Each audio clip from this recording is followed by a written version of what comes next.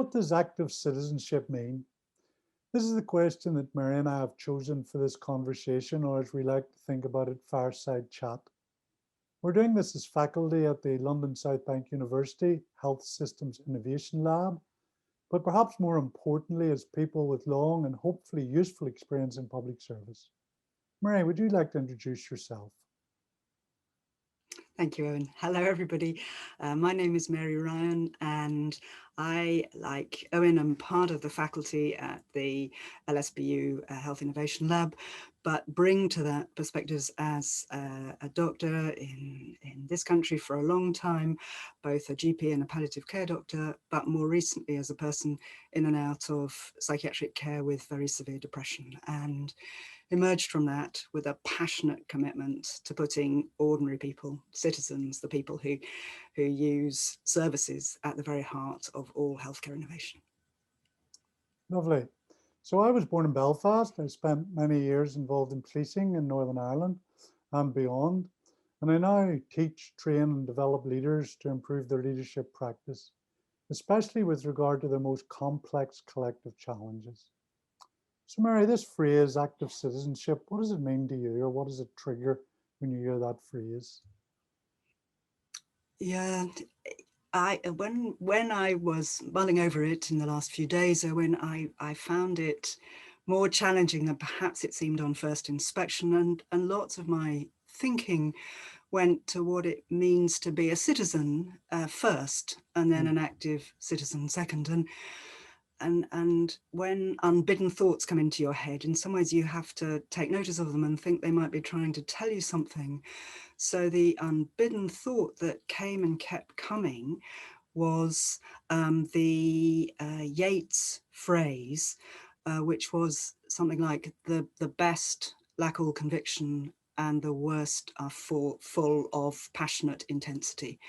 So that rang through my head, and I thought, what does that mean in terms of active citizenship? And found myself thinking of the contrast between what's happening in Russia at the moment with Navalny, where we might see protesting citizens as active citizens against an oppressive, probably profoundly undemocratic autocracy, and what happened in America just towards the end of the Trump era, when people who would have thought of themselves as good and active citizens stormed the Capitol to protest against what they saw as profound injustice, which led me to wonder about whether citizenship and how you saw the merits or demerits of active citizenship depended on where you saw that in service of a good cause or a not good cause. And that brings all sorts of moral uncertainty to that. So that's really where my thinking began, about, do we mean active as in good, and do we mean active as in pursuit of a just cause? Mm. Because that brings with it all sorts of value judgments and question about fundamental freedoms to hold unwise or ill-founded opinions, for example. Yeah, I So, mean, I think that's a very useful point to make, is that you can be active in a very degenerative way as well as in a very generative way. And then who judges whether your action is generative or degenerative? I like to think that we're fairly lucky in this country, in that generally, there are exceptions, of course, but generally, we don't have to worry too much about that. Generally, the rules have been set to allow us sufficient individual freedom, as well as to provide us with some constraints that enable that collective freedom.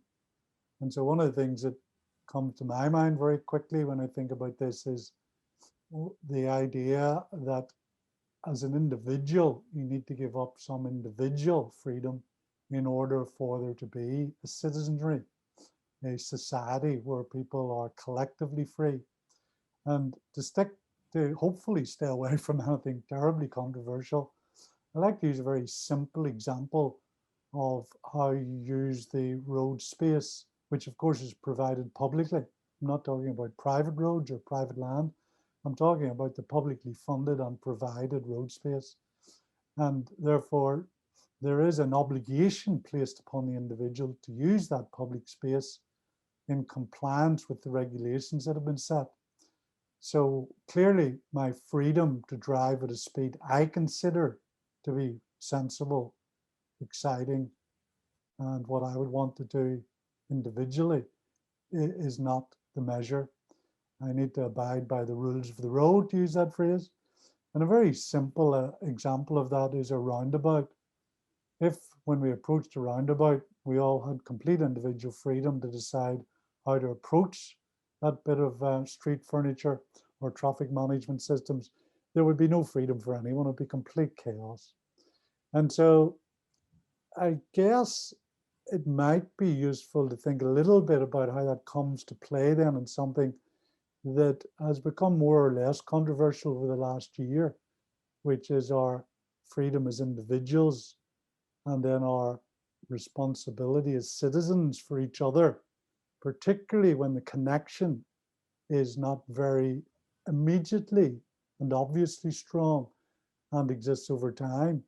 So if I was to be a carrier of coronavirus asymptomatically and thought, well, I'm fine. I don't know whether I've got it or not, but I feel fine. So I don't need to worry about all these stupid rules that the government has put in place to restrict my freedom. And I will just go about my business as I used to. The difficulty with that is it's highly unlikely, as things have played out, that I would actually know who I had infected. And then the big unknown question is whether I infect them and they are asymptomatically carriers, or whether I infect them and they actually then, go right through the range of possibilities and end up dead. And so this for me is the challenge about being an active citizen.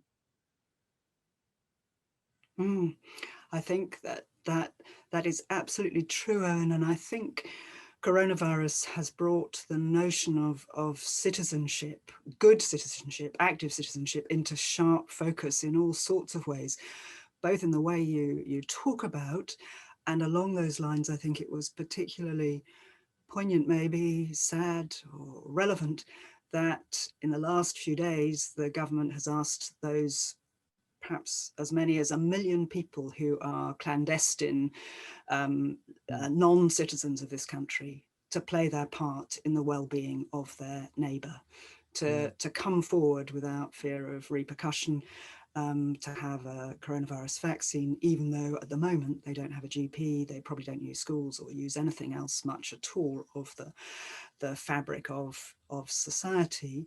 But that sense that in coronavirus, there is a tremendously level playing field in which we are sharply aware of our responsibilities each to the other as citizens, which brings me to the other notion I have been thinking about in relation to active citizenship, which touches probably more closely on the work of the lab, which is the importance of belonging. I am likely to be an active citizen if I have a sense of belonging. I don't think the reason I drive the right way round a roundabout is solely on the basis of vested interest. I think it's because I feel I belong, and that the impact of flaunting of laws or mechanisms that keep us all safe is something that is in a way a wound to myself. And therefore, to be an active citizen, I probably need also to have some sense of belonging, probably at the smallest level of a neighborhood or a street or a community. And I think one of the threats to active citizenship in today's climate is that citizens, like patients, are people who are done to by the institutions of the state as much as done with. And we can only reclaim a notion of what it means to be an active citizen if we take away the pathologizing of lots of people as sick, lonely, criminal, drug addicts, or what have you. And so there is a need for a significant reframing away from the pejorative diagnostic language in which the state is the only source of solutions, rather than individuals and communities themselves. Yeah. I know the challenge there, of course, is that a significant number of people quite enjoy being dependent on the state. And they have been, I would say, provocatively perhaps seduced into that. On both sides of the relationship, both state providers and state consumers, by this market idea, the idea of the citizen as a customer. And therefore, that has led to both citizens and public servants becoming, in my view, hideously confused about the nature of the relationship. And so it's become very much one of dependency rather than interdependency, very much one of I need, I am entitled, you must give. And that's felt, of course, by, the frontline state. So, there might be the state in the more abstract sense of lawmakers or higher level people, but at the front line, I know lots of people at the front line feel very confused about this. And when people come asking for something that they claim to be entitled to, the person feels like a private sector supplier, that they have an obligation to provide what the I'm trying to avoid the word citizen, let's say the client or the patient asks for. Now, of course, when we get out to the more extreme examples, it's very simple and it's very clear, and sticking with the sort of idea of road traffic. And if I do decide to go my own individual, unique and creative way around a roundabout, and that involves me becoming involved in a road traffic collision, there isn't any way in which I want to be doing the extraction of me from my smashed up motor vehicle with the fire and rescue service. I absolutely want them to do that to me. Similarly, I want the surgeon in the hospital to do to me whatever he or she requires to do to put me back together. But where the nature of the relationship shifts, of course, is as I move into recovery. So having survived that traumatic acute event, I then move into recovery or into living with a chronic ongoing condition. And that's where the nature of the responsibility changes. And I need to take more responsibility. My example of this is physio, because I have personal experience of it, both myself and within my family. And you cannot do physio to someone in the same way you do surgery to someone. And so, the extent of my recovery using physiotherapy is primarily about my willingness to do the work. It's also about the nature of the relationship the physio can develop with me that will encourage, persuade, cajole, maybe even threaten, push a little bit me to do that work. But of course, there isn't any way in which he or she can make me do that work. And this is where it gets very messy, because in a private sector customer transaction, there's nothing of that at all. I'm not obligated in any shape or form to do anything to help any online or offline retailer. It's entirely up to them to try and persuade me to come and give some money in return for a good or service. And that straight one-to-one relationship is very easy. I get what I pay for. I don't get more than what I pay for. No matter how enticing the offer might look, I'm still not getting more than I'm actually paying for. Whereas, of course, the whole point of public service for both of us, I'm sure, is that we're able to give people, public services, public support that they haven't paid for and would have no way of paying for. And, certainly I am paying for public services that I may never consume. So that's a different way of thinking about your responsibility as a citizen. It doesn't feel as active, perhaps, as some of the things that more rapidly come to mind. But paying your taxes is definitely part of being an active citizen. Absolutely, absolutely. And recognizing the innate privilege of our lives and our positions, and the responsibility that gives us to people who don't have those trappings of privilege to the same extent. But to to go back a little to Irwin, to what you were saying about the road traffic accident, you and recklessly driving the wrong way around your roundabout. I think the difficulty we may have come to is not to personify it in this way. Perhaps it's a limited way of thinking of it, that the state, quote unquote, the state has taken on responsibility, it seems, for doing many of the things which people have talents and abilities to do for themselves or with each other. And the coronavirus thing was a remarkable example of that. In my local rural community, extraordinary things have happened and are still happening. And that is true in communities up and down the land, that when there was an opportunity to take on some of the things that might seem naturally to be the province of some statutory provider, Meals on Wheels, calls to the lonely, shopping, prescriptions, things of that sort, actually people walked willingly in to a vacuum that perhaps they thought the state had occupied, mistakenly, because for the most part there are no statutory services in those things now. But once it was absolutely clear that the focus of all effort was on the crisis and the demands it made on services, people in their hundreds of thousands stepped up to be very active citizens in their community.